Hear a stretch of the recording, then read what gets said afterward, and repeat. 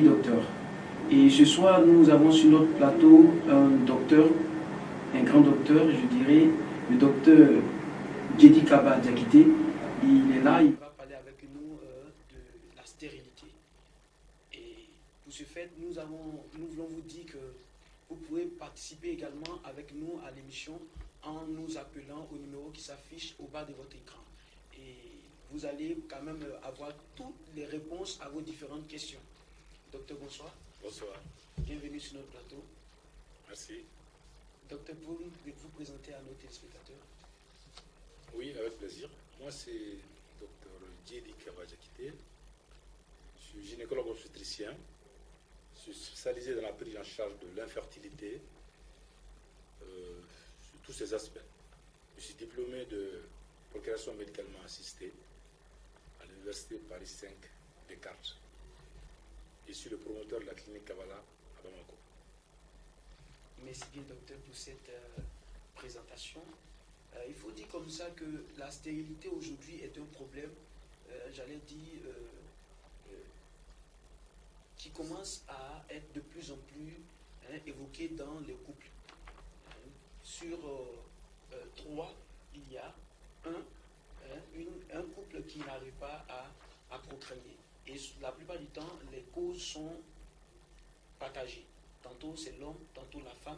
Parfois, ce sont les deux qui sont à l'origine de cette stérilité. Et même selon l'OMS, normalement, après un an, un couple normal doit pouvoir donner naissance à un enfant.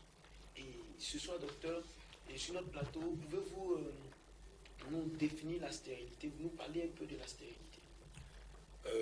Merci pour cette question parce que stérilité aujourd'hui, c'est trop dire. On parle plutôt d'infertilité. Okay. Parce que, avec les progrès de la médecine, nous sommes parvenus à trouver une solution à presque toutes les formes de l'infertilité. Aujourd'hui, la stérilité concernerait à peu près 2% de la population. Tout le reste, on a pu trouver une solution. Alors, comme définition, vous l'avez si bien dit, il y a eu beaucoup de définitions jusque dans les années 80 où il y a eu une étude qui tentait à démontrer que si 100 couples se mariaient, au bout de 3 mois, 50 parvenaient à trouver la grossesse. Au bout de 6 mois, 80 à 85 parvenaient à avoir la grossesse. Alors les 15 à 20% qui restaient étaient infertiles, avaient des problèmes de fertilité. D'où les 20% qui sillonnent entre les pays, certains c'est 12%, d'autres c'est 20%. Dans certains pays d'Afrique, c'est jusqu'à 30% d'infertilité. Alors, l'infertilité du couple, c'est l'impossibilité de concevoir après un an de vie conjugale sans prise de contraceptif. Il faut le préciser. Voilà. Et ceci étant dit, effectivement, les causes, elles sont partagées. Actuellement, on dénote 30% de causes masculines, 30% de causes féminines, 30% de causes masculines et féminines, c'est-à-dire les deux membres du couple sont concernés, et 10% d'infertilité inexpliquée, où les examens que nous avons en notre possession, après toutes ces batteries d'examens, on n'arrive pas à trouver une cause. C'est ce qu'on appelle l'infertilité inexpliquée. Et donc, tout cet ensemble-là fait partie des causes de l'infertilité. Dans le débat, on va développer tantôt quelles sont les causes strictement masculines, strictement féminines, et quelles peuvent être les causes de l'infertilité inexpliquée, parce que nous avons déjà des débuts d'explication à ces phénomènes-là. Voilà. Ok, merci beaucoup, docteur. Et vous avez tantôt enquêté ma question. J'allais même demander quelles sont les causes de l'infertilité chez les femmes d'abord. Pour cela, j'ai amené un petit croquis qui va me permettre d'expliquer un peu, parce que tout cela est un peu didactique. Alors ça représente un peu l'appareil génital de la femme. Voilà. Ça, c'est le vagin, qui est utile lors des rapports sexuels, et pas seulement. Ça, c'est l'utérus. Ça, ce sont les trompes. Les trompes qui sont assez célèbres, parce qu'on dit les trompes bouchées, les trompes pas bouchées. Et ça, ce sont les ovaires. Les ovaires, c'est comme les testicules chez l'homme. Il s'avère que la femme, une fois par mois, ces ovaires-là produisent un œuf, qu'on appelle ovule. Le fameux truc de l'ovulation, où on parle de 14e jour, je ne sais quoi, Mais tout cela n'est pas vrai. C'était pour qu'on comprenne à l'école. 14e jour, c'est un mythe. C'est pas vrai. Ok. Donc, si le rapport a lieu au moment opportun, c'est-à-dire au moment où l'ovulation va se passer, et il y a les spermatozoïdes qui vont passer au niveau du col. À ce moment opportun, le col de l'utérus va produire ce qu'on appelle la glaire. Et cette glaire-là joue un rôle très important. Parce que quand l'homme éjacule, il a beaucoup de spermatozoïdes fabriqués. Ceux qui sont fabriqués il y a 2 mois, il y a 3 mois, il y a 1 mois. Alors, les plus vieux sont plus fatigués. Donc, le rôle de filtre va jouer la glaire, qui va stopper ceux qui sont de mauvaise qualité. Et va maintenant laisser distiller ceux qui sont de meilleure qualité. Et on appelle en médecine, ça va leur donner un pouvoir fécondant. Ils vont aller maintenant dans les trompes. Et au bout des trompes, il y a ce qu'on appelle les franges. Et ces franges-là ont une grande importance. Parce que ce sont ces franges-là qui vont permettre de capter l'ovocyte. Parce que dans le ventre de la femme, il n'y a pas de l'être humain, il n'y a pas d'espace vide. Les organes sont entassés l'un sur l'autre. Donc si les franges ne captent pas l'ovaire, l'ovule fécondé va tomber dans l'abdomen. Donc en fait, l'ovulation se passe dans la trompe, dans le tiers inférieur de la trompe. Tantôt d'un côté, tantôt de l'autre côté, rarement des deux côtés. Et après l'ovulation maintenant, les spermatozoïdes vont venir entourer l'ovocyte.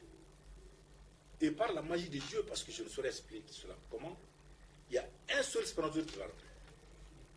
Et dès que sa tête rentre, le reste est coupé. Et sa tête-là va maintenant activer l'ovocyte. C'est le premier stade de la fécondation, l'activation ovocytaire. Sans cette activation, il n'y a pas de fécondation. Alors l'ovule fécondé maintenant va mettre 5 jours dans la trompe à cheminer pour venir se déposer ici. Et dès qu'il se dépose ici, 2 semaines après, le test devient positif parce que ça va dégager énormément dans le sang.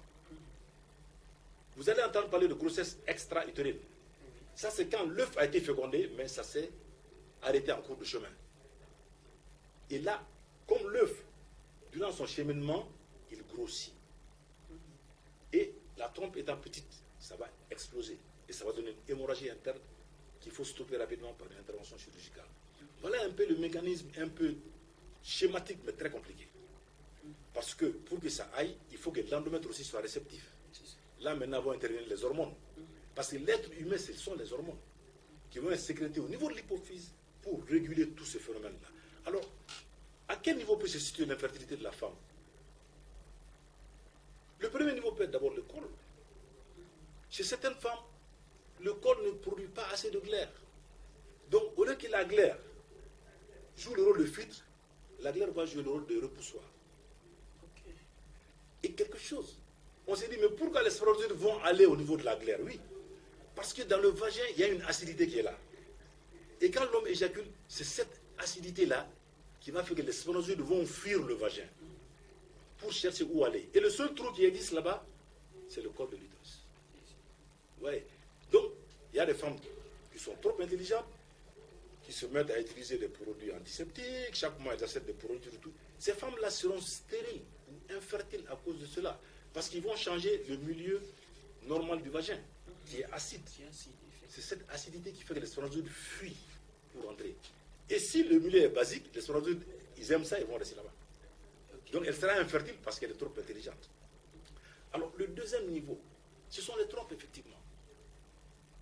S'il y a une infection que la dame a, il y a beaucoup d'infections aujourd'hui, il y a les chlamydia, il y a plein d'infections. Ces infections peuvent provoquer une obstruction des trompes. Et quand il y a obstruction tubaire, les spermatozoïdes ne pourront jamais rencontrer l'ovule de la femme. Donc il y a infertilité ou stérilité à l'époque par obstruction des trompes. Alors, le plus gros du problème est constitué par l'anovulation. Parce qu'en fait, la femme voit ses règles chaque mois, normalement. Mais on sait qu'il y a des femmes qui ne voient pas leurs règles chaque mois. Il y a des femmes qui ont des règles trop rapprochées. Alors, il y a des femmes qui n'ovulent pas. C'est-à-dire ce phénomène de l'ovulation qui doit se passer une fois par mois, le fameux 14e jour qui est un mythe. Il y a des femmes qui n'ovulent pas. C'est-à-dire elles voient les règles, mais l'ovule n'arrive jamais à maturité.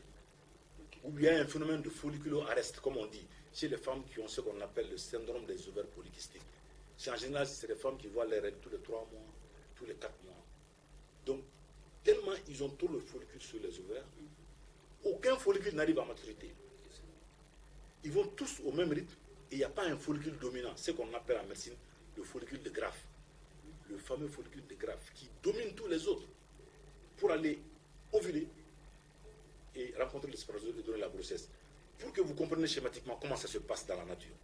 Chaque mois, il y a 15 à 30 follicules qui font le départ. Okay. Voilà. Donc quand la jeune fille naît, elle naît avec un capital de 7 millions de follicules. Mais elle est programmée pour avoir au maximum 40 grossesses. Un être humain ne peut pas avoir plus de 40 grossesses durant toute sa vie. Wow. Voilà. Donc ça, ce sont les statistiques. Là, il y a une dame qui a pu avoir 25.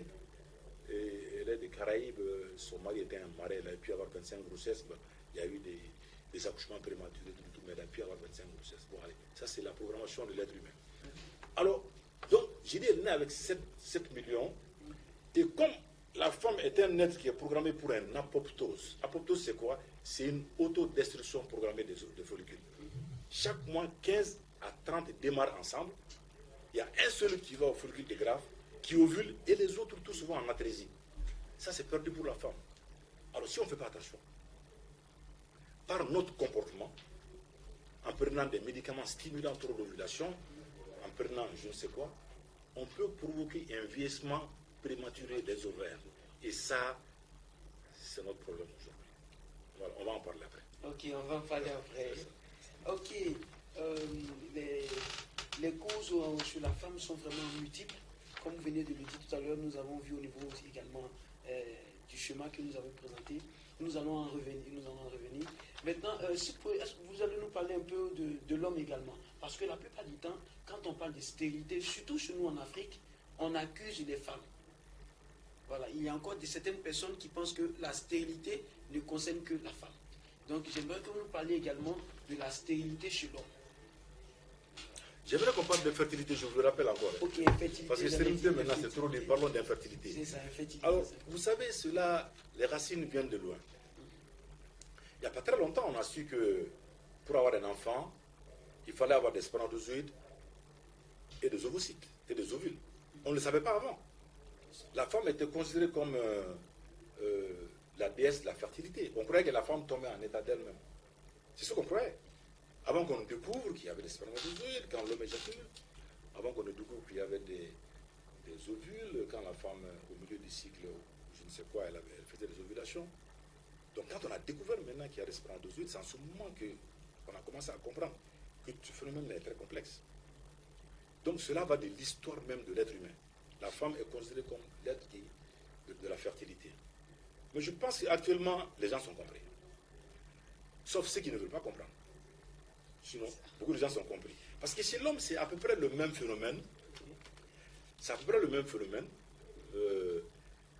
Seulement, chez l'homme, chez la femme, on dit que l'ovulation se passe une seule fois au milieu du cycle, voilà, une fois par mois. Chez l'homme, le phénomène, il est permanent. On croyait auparavant qu'il était cyclique. Comme le cycle du spermatogramme, de la spermatogénèse, c'est 2 mois et demi, 3 mois. On croyait que c'est tous les 2 mois et 3 mois, et 2 mois et demi, 3 mois, que les spermatozoïdes se fabriquent, le stock est là. Après, quand il finit, il y a un autre cycle qui va commencer. On a compris que ce n'est pas vrai. C'est un phénomène qui est continuel. Mais ce qui est possible, c'est que pendant que d'autres atteignent leur maturité, d'autres n'ont pas encore atteint leur maturité. Donc un homme avec une activité sexuelle très intense peut arriver des moments où le sperme qui va produire ne contient pas assez de spermatozoïdes. C'est ce qui se passe dans les mariages polygamiques en général. Donc cela est possible. Bon, maintenant, le phénomène étant complexe, il est aussi déterminé par la sécrétion des hormones. Tout cela est dirigé à partir du cerveau. Au niveau du cerveau, il y a une hormone, il y a une glande qui s'appelle l'hypophyse. Cette glande-là est liée d'abord à l'hypothalamus, qui sécrète des releasing facteurs qui vont être sécrétés au niveau de l'hypophyse. Et l'hypophyse va sécréter les mêmes hormones comme chez la femme. La FSH, la LH, la testostérone, voilà, la prolactine. Ce sont ces mêmes hormones-là qui vont être sécrétées pour cette fois-ci maintenant stimuler les testicules.